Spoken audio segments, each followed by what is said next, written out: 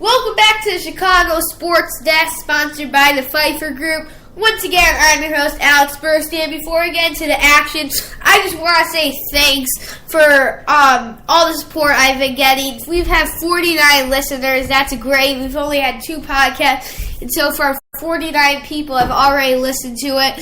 So I just want to say thank you for all of our support before I get into this episode.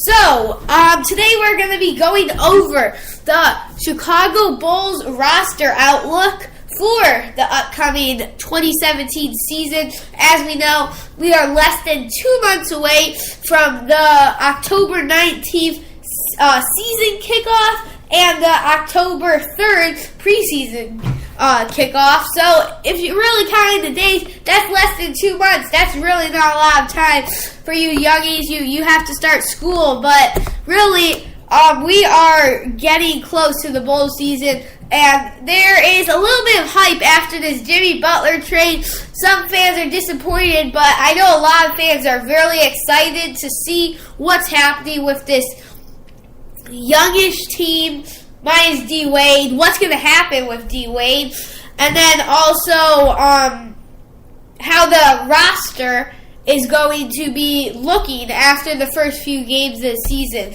So first, I'm going to start off with so far what is projected by ESPN and the Chicago Bulls. So what's been said by Chicago Bulls authorities and from what ESPN people have been researching. So far the roster outlook at point guard, it's kind of weak. In the third string we have Cameron Payne. He might get a few minutes, but you know how the Bulls do it. Last 5-10 minutes of a blowout win or a blowout loss, they'll put their scrubs in. Cameron Payne's one of those. Next we have Jerami Grant. He will get some playing time. He's probably going to be a second half man, come in the third quarter, or possibly the second if our first string, Chris Dunn, needs a break. Chris Dunn, we got him out of the Butler trade. Not sure if he's really going to be able to show up, but especially if Dwayne Wade is gone by the end of the season, Bulls are definitely going to need some support at the guards position. So if you're, they're definitely going to need as they head into the 2018 draft, which I'm predicting they're going to have a pretty high pick. I say if all this Dwayne Wade's gone, if these rookies don't perform how they want to, if this Butler trade's a bust, they could end up being a top 5 pick. You see the not the Celtics, my bad. The 76ers have risen. Lakers got Lonzo Ball. All these teams are on the rise, and Bulls aren't. So as the Bulls conference is getting weaker, they're getting worse, which I really don't get. I think their front office really has to improve. But okay, let's go on to the shooting guard. So fourth string we have David Wamba. We picked him up after waive years, signed him to a 2-way contract. He's not going to get any playing time. I think he's even probably going to get less playing time than Cameron Payne, if any. So that brings us into the number 3 string. Definitely, I think Denzel Valentine. Bulls should trade him. See, I love Valentine. I loved him in college as a Michigan State Spartan. He was a great player. So excited when the Bulls drafted him. But then, you know what? They don't play him. If you're not going to play him, trade him. That's how I work. Because he's a good player. Other teams see that. You can see it with Doug McDermott, Todd Gibson. They didn't get the play time they wanted in Chicago. Go to OKC. Go join Russell Westbrook. I'd hate to say this, but if you can't beat them, join them. That's what this league's been all about for the past few years. So, I say that's what Denzel Valentine does. If his contract's over, if he doesn't get playing time, he opts out of his contract, he asks for a buyout. I think he should be gone with Dwayne Wade, which literally leaves Justin Holiday from the Minnesota Timberwolves, who he got for Jimmy Butler, which is ridiculous. Bulls are losing it. So Justin Holiday is is the second string, and then Dwayne Wade is the number one. Dwayne Wade, this is just coming out these past few days. He's super unpopular with the young people. I say he gets a buyout. He's unpopular with the rookies, who are basically the Bulls' future, whatever that means, because we seriously got a few people out of a Butler trade. Other than that, we're a team of unexperienced players. And then the buyout's not been discussed. That's what the Bulls are saying. I don't believe that at all. If Dwayne Wade doesn't want to play for his hometown, then why keep him? He's an old player. You're obviously focused for the future. I don't know what you're doing.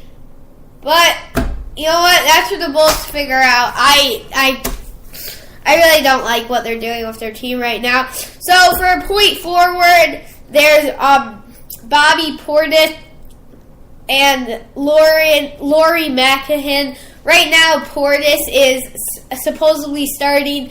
He has his on games where he shoots a great three, gives the Bulls the lead, blah, blah, blah. Like, last year, the Bulls were a playoff team, and Portis was good. But he's without Butler. I feel like Butler was the heart of this team and spread blood to the rest of the body of the team. He really gave the team a boost, and I don't think Levine can do that. But Portis is number one. Laurie is number two, and I believe that's going to flip-flop at least halfway through the season because I don't think Portis has the support he needs. Next we have shooting forward, Zach LaVine and Paul Zipser. I think both of these players, okay, I forgot to say this. I believe point forward should be playing high, getting them some threes throughout, and then I believe point forward should be played low, almost as a slot player, getting a lot of buckets, layups, and that's all, because I believe the most experienced position is definitely the number 4 center.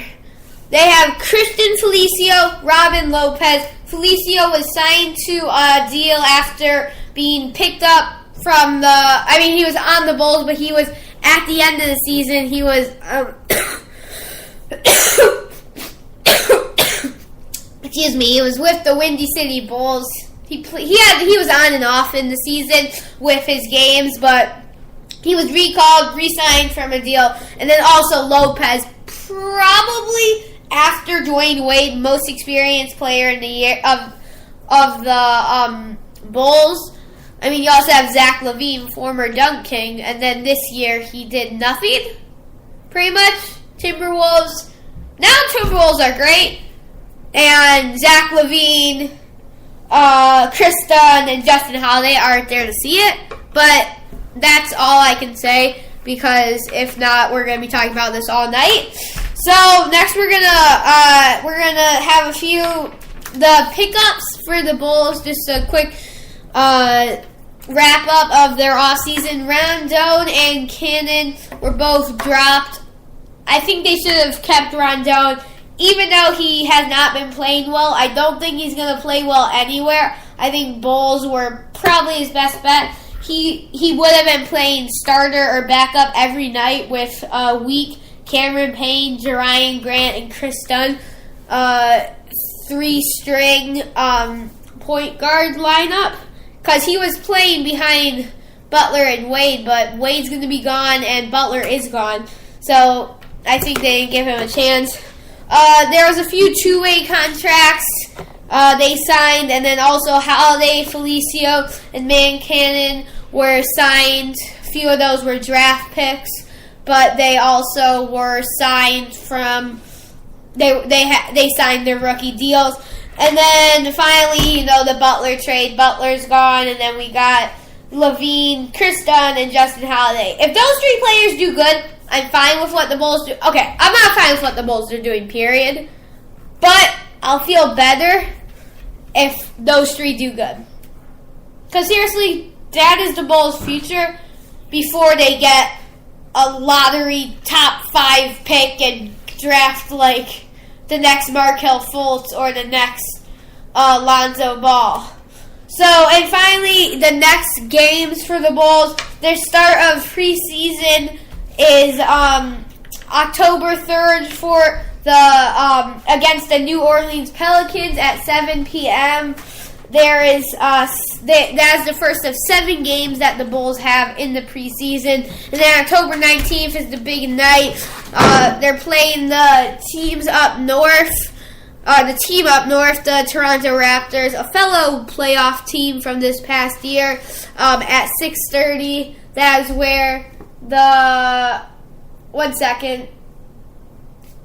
that is where the Bulls will open their season. So that's all the time we have for today, folks. Thanks for listening to the Chicago Sportsdesk. I'm your host, Alex Burstein. Again, thanks for all the support. Make sure to check out the Pfeiffer Group, as they will be having some new deals soon. And that's all we have for today. Thanks for listening. See you next Wednesday. Good night.